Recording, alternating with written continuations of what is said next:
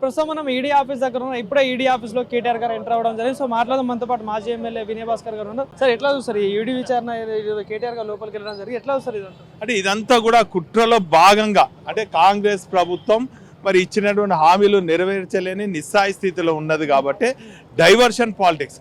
ఈరోజు కేటీఆర్ గారిని ఇప్పుడు ప్రజలందరూ కూడా మరి రైతు బంధు రాలేదో, లేకుంటే రుణమాఫీ కాలేదనో, లేక మహిళలకు స్కూటీలు రాలేనో, పెన్షన్ రాలేదనో వాళ్ళందరూ కూడా ఆందోళన చెందుతుంటే వాళ్ళందరి దృష్టిని పక్కకు మళ్లించేదానికి, ప్రతిపక్ష నాయకులను నిర్వీర్యం చేసేదానికి, గొంతెత్తే ప్రశ్నించే వారిని అందరినీ కూడా కాలరాచేదానికి, మరి మా హక్కులన్నిటిని కూడా కాలరాచేదానికి చేస్తున్నారు.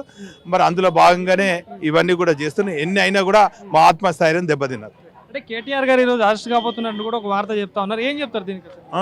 కేటీఆర్ గారు ఈరోజు అరెస్ట్ చేస్తా ఉంటారని చెప్పేసి వార్తలు వస్తా ఉన్నాయి, ఏం చెప్తారు దీనికి? ఏమంటారు? కేటీఆర్ గారు అరెస్ట్ కాబోతున్నారంటూ కూడా వార్తలు వస్తా ఉన్నాయి. ఈటీ విచారణ అయినా కూడా కేటీఆర్ గారు అన్నారు ఎన్ని కేసులు పెట్టినా కూడా మేము సిద్ధంగా ఉన్నామని చెప్పిండ్రు. ఎన్ని కేసులు అయినా కూడా మేము ఎదుర్కొంటామని చెప్పిండ్రు.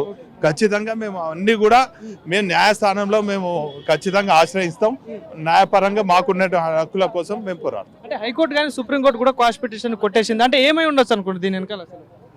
అంటే కొట్టేసిందంటే వాళ్ళని దోషిగా చూస్తలేరు.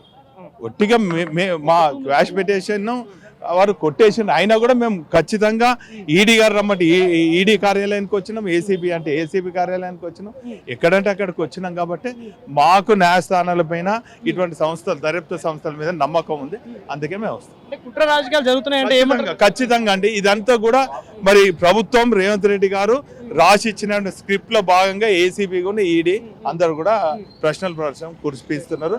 ఏదేమైనప్పుడు మా సార్ మరి కడిగిన ముత్యంలాగా వస్తారు.